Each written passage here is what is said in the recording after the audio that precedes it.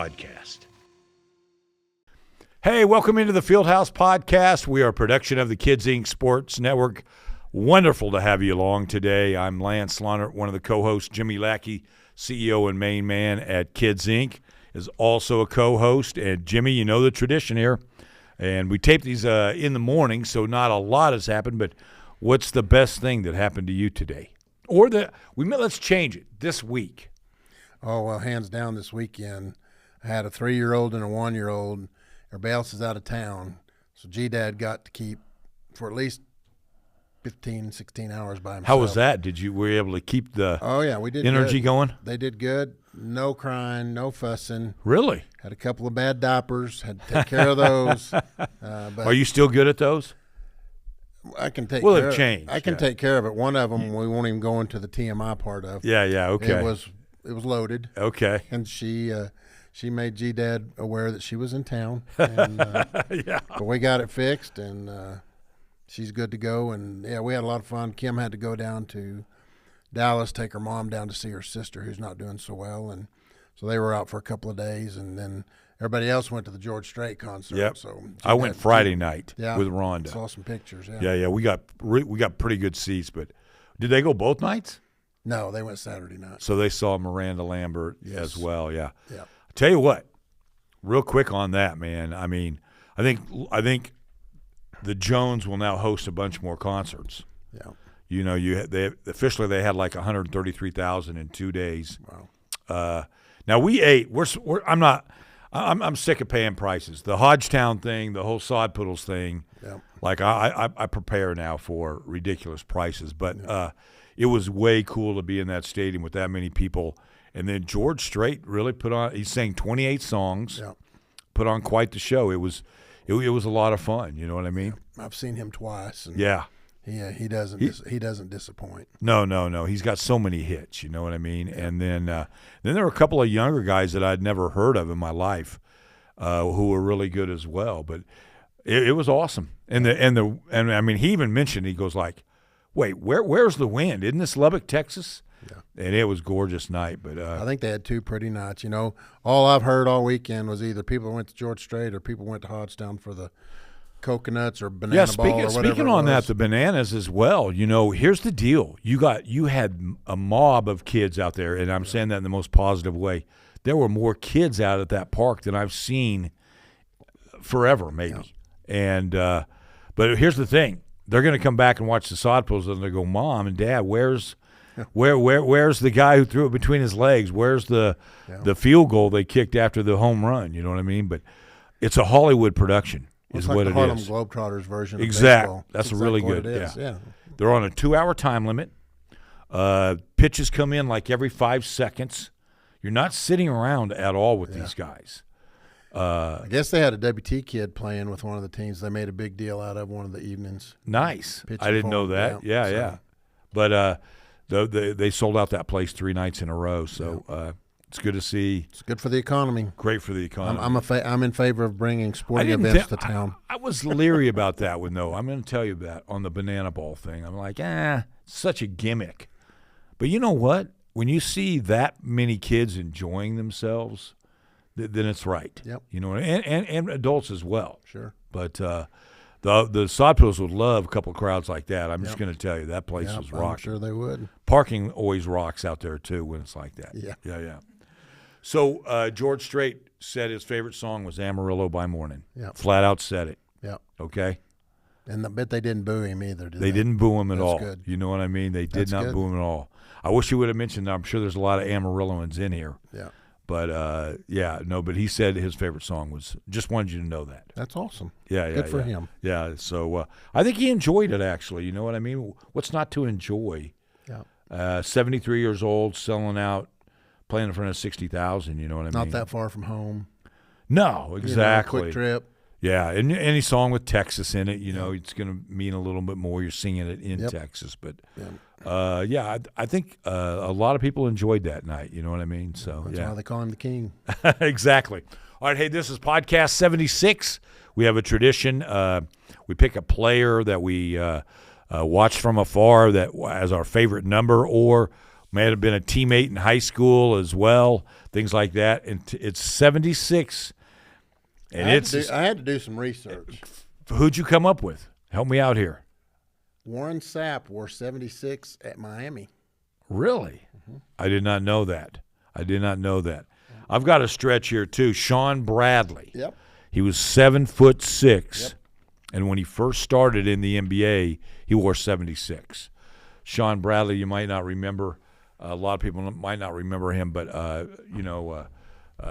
basketball player that maybe wasn't as skilled, but when you're that tall, my gosh.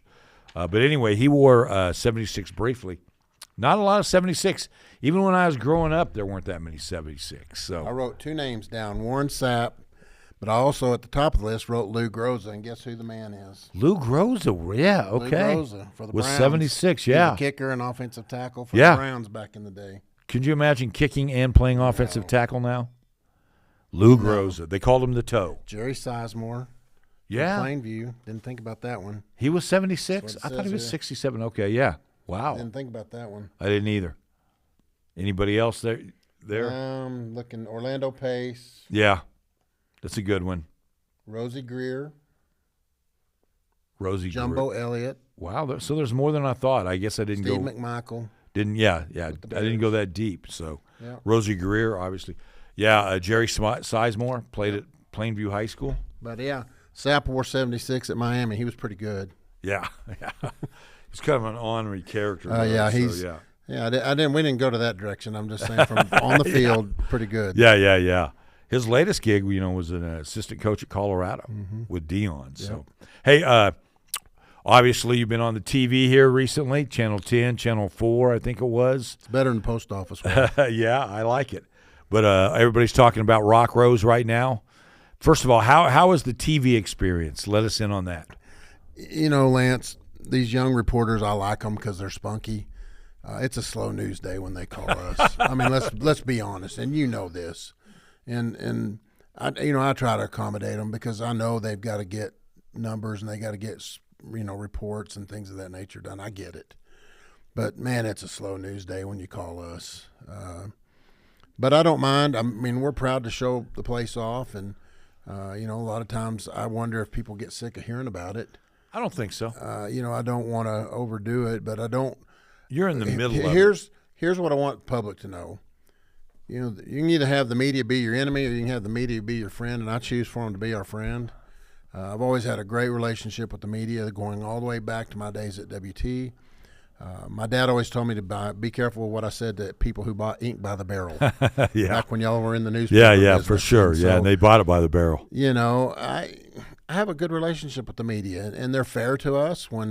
If we screw up, they let us know, and when we do good things, they share that with the public. And so it's a fair trade with us. I have no issues whatsoever working with the media. I don't want the public to think we go looking for that. They're calling us. We're not calling them. Yeah, no, yeah. That's fair. That's fair. So, but I like working with the young reporters around town. I always enjoy finding out where they're from. Because most of them aren't from here. Yeah, it's a hit and run. Yeah. It is. Yeah, that's a great way to put it.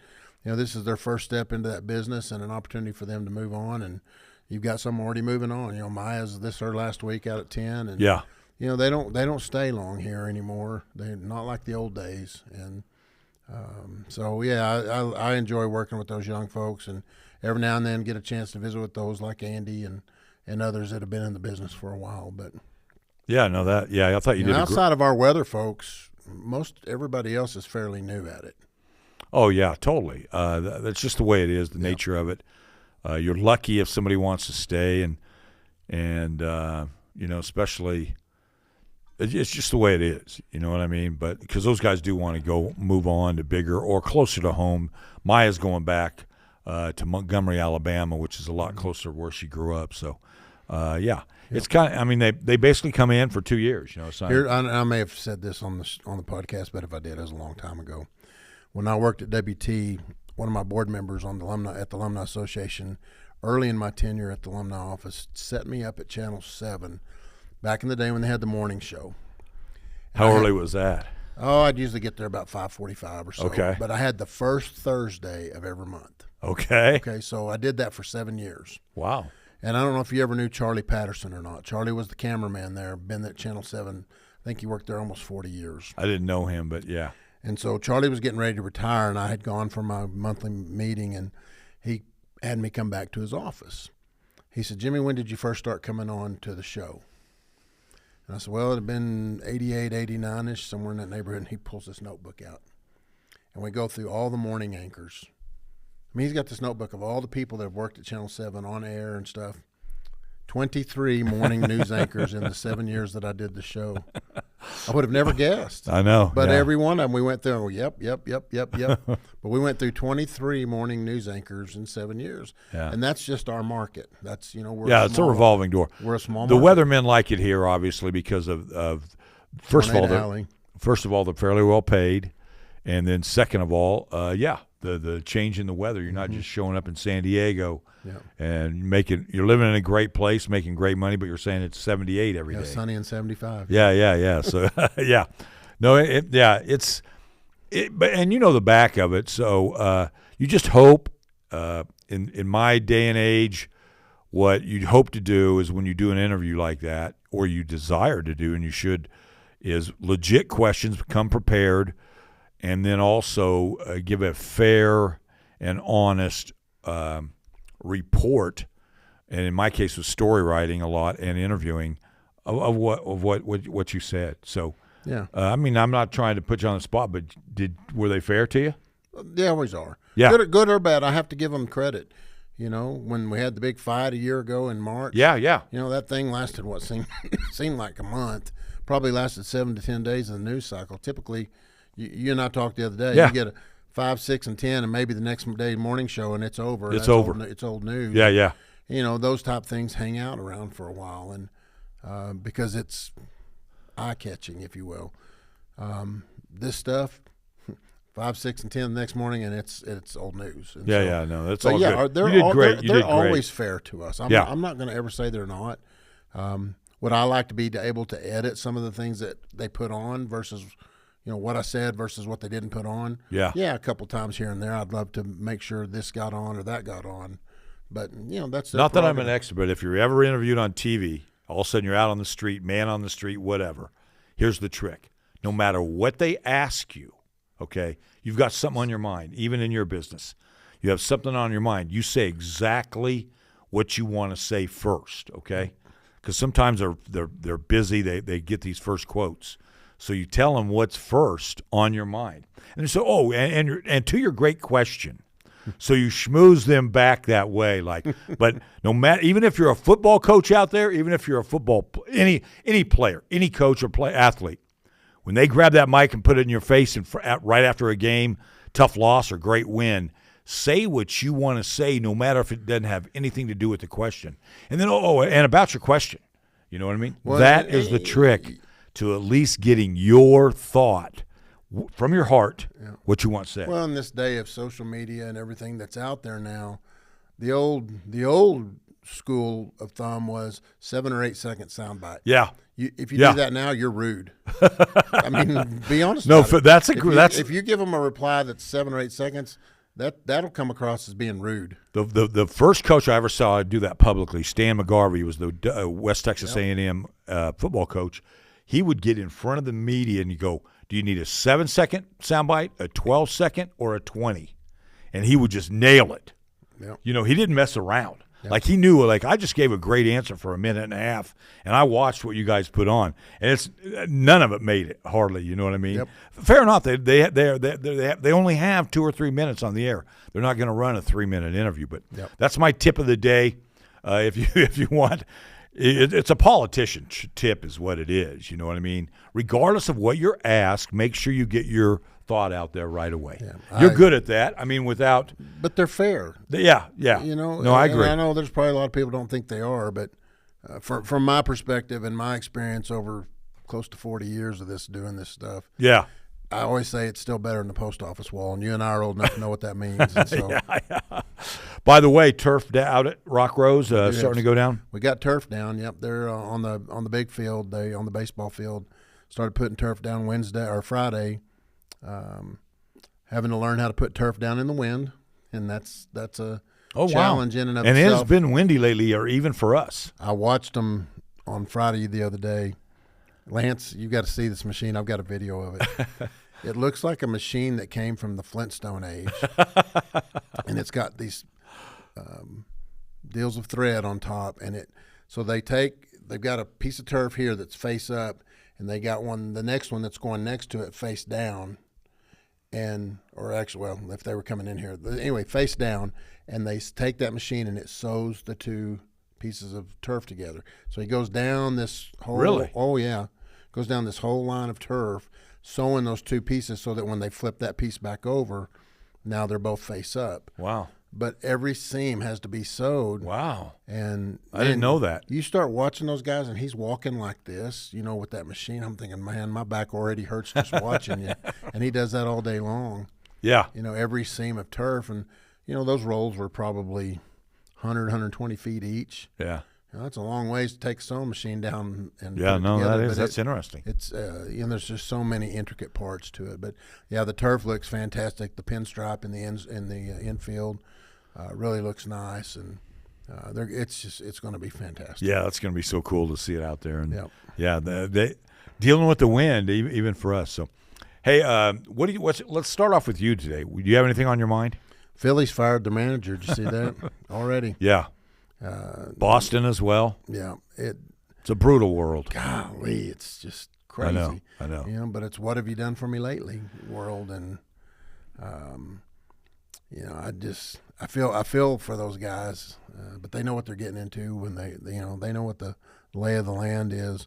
I watched a lot of the draft just because Kim was out of town and it was quiet, and I was able to watch a lot of the draft. It was interesting. I was glad to see the Tech kid go too. Big dude. Bailey. Yeah, he's a big dude, and Yeah. I get to see him go. And, man, Ohio State, they were landing on left and right in that first round. Yeah. But, yeah, I enjoyed watching the draft. I'm such a big Mendoza fan. He's just classy. He has all the right answers, doesn't he? He's got the right moxie. We need more of that in this world right now, and you can call me cheesy for thinking that way.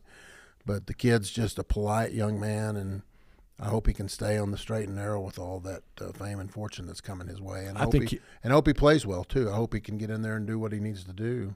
Yeah, he's got a golden opportunity there with Brady, obviously, with the Raiders now, and then he'll have a mentor there as well. So I think it's a great situation. Rodriguez went a little earlier than I thought he was going to. Did he really? That was awesome. Yeah, linebacker from I was tickled for him. That's such a great story there. And Tech had a lot of kids. I think they had 9. The most in the history of this program. So great for that program. And then locally, a young man from Spearman, Brendan Thompson, went to in the 4th round to the Chargers. He ran the fastest 40 at the combine, so it opened eyes. He started his career at Texas, then went to Oklahoma, then ended up at Mississippi State. So he's really kind of been on it. But 4th round, going to be catching passes from Justin Herbert. I saw kind of the video of the war room, they call him in there, when they were discussing him, and they were really fired up to get somebody who can, let Justin really launch a. He's a sleeper. He is a sleeper. He's flown under the radar. Yes. That cat can flat out throw the ball, and to have a receiver. Yeah, Herbert's amazing. Man, he's the real deal. So last time we had you know him well. Last time we had a 806er from the Panhandle, who grew up here, selected in the NFL draft, 2014. That would have been Crockett Gilmore and Weston Richburg. Both went in that draft, and they're both from Bushland. Yep. Both played at Colorado State as well. Crockett is now an assistant coach at Tulia. Had a nice career at the Baltimore Ravens, and then I think the Richburgs a little bit. I think he's got a ranch or big old ranch down by Bowie or somewhere around there. Something like that. Yep. Yeah. Signed with the Giants and then the 49ers. Yep. And so he got a big payday. I mean, those kids. I remember their dads coaching them. Yeah. And Kids Inc. Yeah. So great for 806ers. You can get there. It's not the easiest route, but it's exciting for Brendan Thompson, man. How would you like to be? You had the 5 kids from Emerald, Ohio, sound baseball. Yeah, they did that yesterday. Yeah, they're all going. That's a route you got to go JC now almost, and they're all doing that pretty much. So Real quick, did you like the sped up rounds of the NFL draft? I did. Yeah, it kept it moving. I mean, and most of them weren't even taking the full 8 minutes. I mean, you look up and 2 or 3 minutes later, here comes the commissioner again, or here comes the next person. Yeah. No, I like your assessment of that. Yeah. You know, you had some guys that showed some real emotion. Yeah. I like seeing that. I just can't imagine being – some of those kids weren't even 21 years old yet. And you've just been handed tens of millions of dollars. It's changed with the NIL. They've already been handed that money, you know what I mean, previously. So I saw Baron Morton went. Yep. Were you happy? I saw some pictures of the family, and I saw a picture of him and James, and it just melted me. Because, I've known James since he was a student at WT, his dad. And I know how proud he's got to be of his kiddo. And James would be the last one to say anything publicly. Because he's just the most humble, kind individual that you could meet on the face of this earth. And Morty's he's just pure class. But went to the Patriots, though. I don't know if that's where you want to go. Yeah, not right now. They already have an established quarterback. So, yeah, but I mean, he's drafted, so that's way better. Sawyer Robertson, a young man from Lubbock, Coronado, and played at Baylor. I thought for sure he would have been drafted before Morton, and he didn't go. But he did sign a free agency, and I was shocked at this one. He signed with the Raiders. Yep. So I saw that. Yeah, but Pavia didn't get it. He didn't get a look. You don't think Texas Tech may be trying to talk him into playing one more year of college football? Man, what a bad deal there. Yeah. Speaking of that, Brendan Sorsby was announced yesterday that he would be going into the gambling. It's kind of like a rehab for gamblers. We are talking the quarterback at Texas Tech, who received reportedly $5 million to go in the NIL from Cincinnati to Texas Tech. And he announced yesterday, so that's a big blow to the Red Raiders as far as what they were expecting. More so, it's a definite issue in college with college kids right now. The NCAA's investigating all that. Yeah. And so he's under investigation while he was at Cincinnati. Yeah. Reportedly today, he's made over thousands of bets. Some of them as small as $1. You know what I mean? But they do have, just so everybody out there knows, when you are a college football player, and probably basketball, a lot of them as well, you are required on your phone. Now, they can get burner phones and all that. We know that. But you sign up for a app called Prohibit. And anytime you sign up for a gambling site, it will register you with the NCAA. And then you get on their radar that way. So they're trying to prevent it the best they can. Like, let's say all of a sudden there's a $200,000 bet by this kid, and he's the starting quarterback at Texas Tech. You're like, wait, what's up? You know what I mean? So he did bet on his own team once. He started out at Indiana. Wasn't much, but he didn't play in the game or anything, as I understand it. So what do you think of that, though, Jimmy? I mean well, there's no question that gambling is an issue for some. I mean, you've got the big NBA gambling scandal going on right now. The Jones guy just came out, if I'm not mistaken, and pled guilty and just, fessed up. And some people have – I mean, addiction's a real thing. You can pick whether it's drugs, alcohol, gambling, all those things. They're addictions. Food. Look at me. I'm addicted to food. And so, those things are very addictive. And it only takes one trip to Vegas to see it in person. Yeah. And you just hope that it doesn't break somebody down to the core. Yeah, and real quick, I think it's just the tip of the iceberg. I think a lot of athletes gamble. They're just college kids with money, and that was going to happen. I don't know how many fixes are on. I don't know if you can figure that one out. But I will say this. So here's the question. They gave him so much money up front with this NIL. Is this a contract? Is this whatever? I'm not a lawyer, so I would like to investigate this, but Tech may be out a couple of $1 million, just like easily. that. Oh, very easily. And you know what I mean? And I don't think he's alone in having this addiction, because gambling is a major part of a college life with the fans as well as the players. So sad, really sad deal. But the NCAA it's a tough time of year for you to lose your quarterback too. Oh yeah, because there is no spring NIL. They're not allowed. If they do get an NIL player, I think you can be suspended for that move and things like that. So Tech's world just changed because their backup quarterback, obviously we know, had ACL injury late in last year. So he probably won't play until game 3 or so. But, woo, I don't know. What an opportunity for somebody to step up, though. Yeah.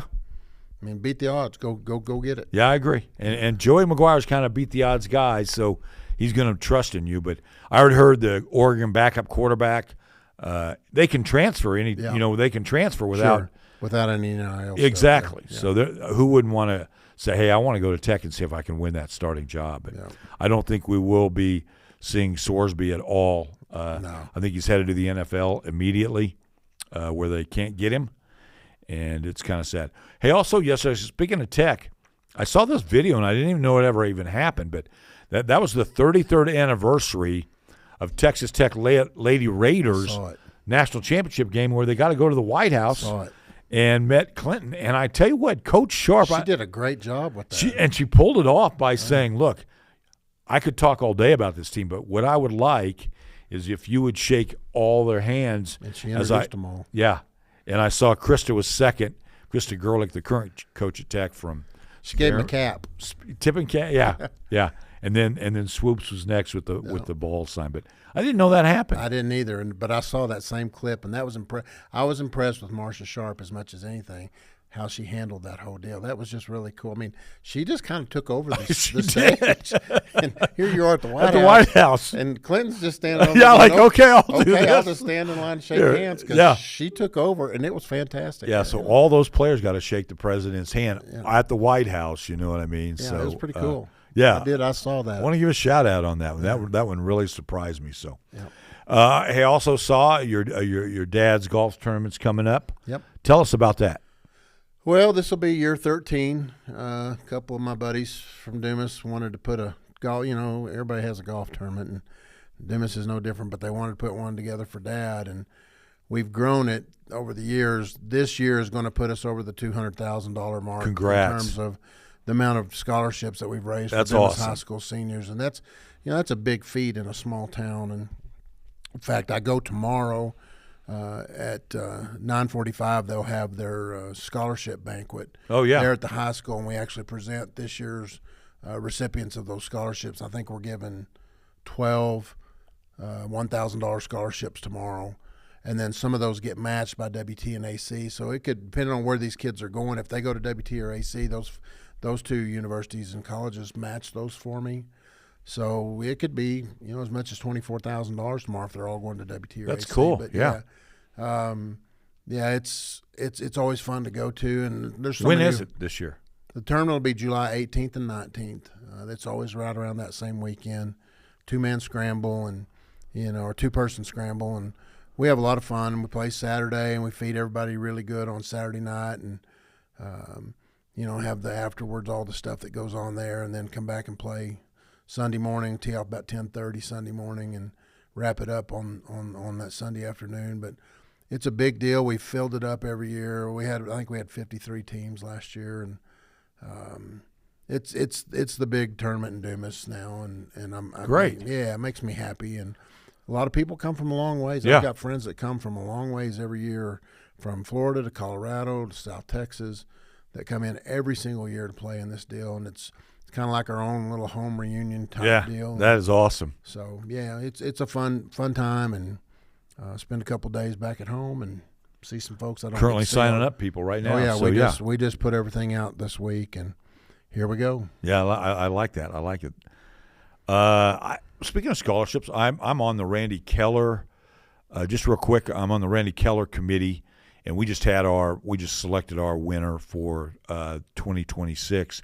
But what it is, it goes to a high school senior in the AISD who plays baseball for one of the 4 teams. So do the math, and it is a $25,000 scholarship. Wow. I know. The pool, you think that's a very small pool of people. What comes into that room to be interviewed amazes me each and every year. What these young men go through, what they want to accomplish with their lives. And I get there's a BS factor, okay? I get it. But these kids in general, what they have accomplished by high school amazes me. I mean, the involvement they have, the grades they get, their goals for their future, and then expressing themselves very well. I just want to give a shout out. It just amazed me because think of the pool. It is senior baseball players from the AISD. Mm-hmm. That's not that many kids out there, okay? But there's some good players. Oh, man, good players. And you don't have to be the best player to win that, by the way. So, but I enjoy that every year. And I feel sorry for the kids. So they come in, you're thinking, okay, scholarship interview, what do I do? So you sit there, and there's 14 different people, all walks of life. School board member, I think John Mark represented the school board this year. Avery Rush, what he accomplished in the optical world and what he does with charities, amazing. You have Randy Keller's mom. Randy Keller passed away in a car wreck. His junior, about to play his senior year at Tascosa, okay? Yep. And they started this scholarship. Avery Rush had a lot to do with it. But and then you have his mom, Randy's mom's there, his brother's there, his sister's there. Yeah. And you get asked, and former winners are there. Like one of them is, if you're at the plate, you hit a ball on the gap, and you dive into second. Are you going head first? And if you head first or feet first? Me? Yeah. Neither, because I'm not ever going to get to go to second. Okay, but fair I'm probably enough. going feet first. All right, but old school. Okay, so most of them say head first. And then now there's so much turf, so you have to do it in Lubbock where there's real grass, you know what I mean? We don't have any real grass fields in AISD, but do you brush off? So this kid's like, yeah, I don't brush off. I want to leave the dirt on my jersey. Make it look like I played, you know what I mean? So there's no rhyme or wrong answer, but that's one of the questions. So when you go in and sitting there, you're like, no way they were going to ask me this. Because you're prepping. Yeah. It's a $25,000 scholarship. It's life-changing for a lot of families. You know what I mean? Brush or no brush depends on how much stuff's on me. I ask him this, what's the latest random act of kindness you've done? Oh, wow. I know that's an 18-year-old trying to come up with something. Some of them are pretty dang good, too. Some of them are simple. Hey, I opened a door today for my teacher to let her into school. I'm all good with that, you know. Shows what kind of person that really is. Yeah. But, yeah, those are the questions they get. That's crazy. That's crazy. So, but you can't prep for those. No, you can't prep for those, you know. And then one of them is who's your hero and things like that. So cool. It's kind of interesting to dive into that. But I didn't have a lot. Not many $25,000 scholarships out there. I think it's the largest that you can win out of AISD. Wow. You know what I mean? Without getting like the superintendent's valedictorian, where you actually get a full ride to a state school if you choose so. So it's a massive scholarship, and it's cool, and it's cool. And hey, and I just want you to know what I love about that committee is Avery Rush kind of he's a name on it, but what they've decided to do. How about this? Not all kids want to go to college anymore. Yeah. However, they want to go be a plumber. They want to go be a constructor, contractor, things like this. They want to get in the construction business. Mm-hmm. I'm all for that now. If school's not your thing, as much as it costs now, and so they have adapted. Like, if this is your thing, we're going to help you get started. We're going to get you to that trade school that will make you the best you can be. Yeah. So I think you can't.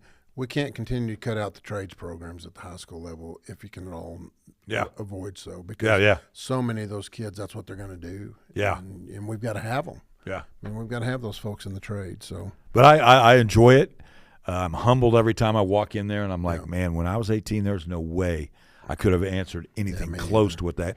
Or then you look at their resume, and you're like, okay, all right. I was scared of my own shadow at 18. Yeah. Hey, that's about all I have for the day. Turn the TV. I have two things. I turned the TV on Sunday, and the women's LPGA was going on, and Nelly Corda was up. They were about on hole 8, and I'm a big fan of hers. You know, Alex O'Brien played against her dad in tennis, you know, back in the day, and so I've kind of kept up with her career. But she was up like 5 shots with 10 holes to go. So I caught myself watching this and piddling, doing some other stuff. And then I remembered, this is the tournament, the winner and the caddy jump in the pond when it's all said and done. So I'm all excited because they're going to get to go jump in the pond.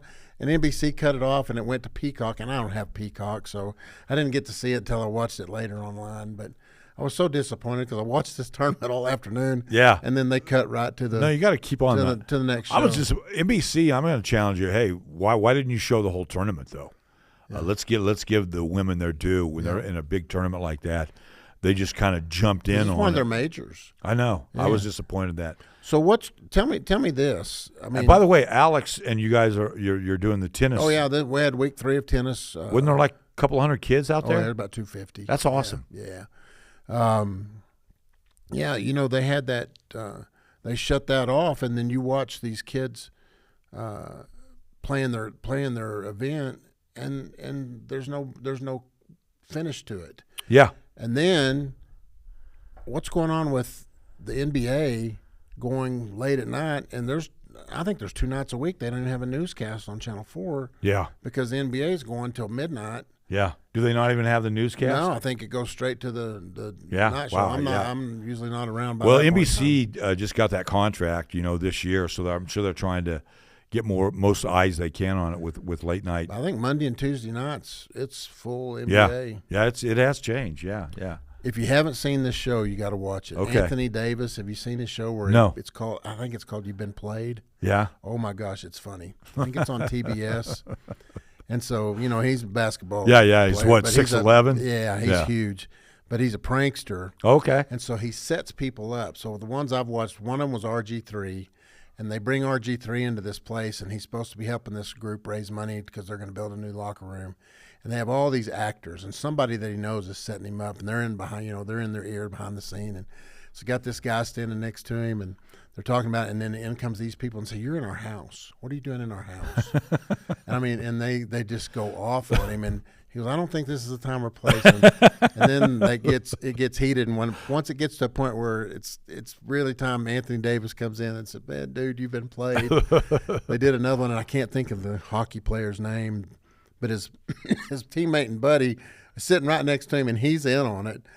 And so there's a couple sitting right over here, and the guy gets up to go to the restroom. Well, the girl sees the hockey player, comes over, and she goes, "Oh, you're my hall pass. You're my hero. You're the one I want to be with." And she takes a picture with him, comes back, and the guy comes out from the bathroom, and he walks and he gets down and he starts tapping his glass. He's going to propose, and she's going, "No, don't do this. Don't do this. Don't do this." And she says no, and so he walks over to the hockey player, and he goes, "What did you say to her? Are you flirting with her, with my fiance, or I guess it's my girlfriend?" Because she said no. And this big commotion starts in the deal, and then Anthony Davis comes out. It's hilarious. Yeah. And they're about 15-minute segments, and so there's usually 2 per show. So I want Tara Lipinski. They played her good. But, yeah, you need to watch that show. It's funny. I'll have to check that out. Anthony Davis, I think it's called You've Been Played. That would be always scary if you were ever put in that situation, how you would react, really. What's Damon Green? What's the oh, yeah. They did one with him. He gets hot pretty quick. Did he get hot? Oh yeah, they fired him up pretty quick, and they had to break. He's gonna punch somebody. Yeah, before he hurt somebody, they had to bust him. It's a good show. I recommend it. All right, man. That's all I got. I like it. Yeah, that's all I have too. So, thanks a lot today, Jimmy. Yep. Yeah, I love the insight on all that always stuff. Fun. And 76. You did good on TV. 76 was tough. It was tough, but when you were starting to name them, it wasn't as tough as I thought because 2 of those guys, Lou Groza, Yeah, but if I hadn't looked on the internet, I wouldn't have had either one of them. Yeah. Certainly wouldn't have had remembered that Sapp wore 76. Yeah, I didn't know that one either. So, yeah. He was a 99er in the NFL. So. Yeah. And it'll be 77 next time we see you. So we can't thank you enough for joining us today. We are a production of the Kids Inc. Sports Network. It's the Fieldhouse Podcast. Like I always say, we'll see you when we see you.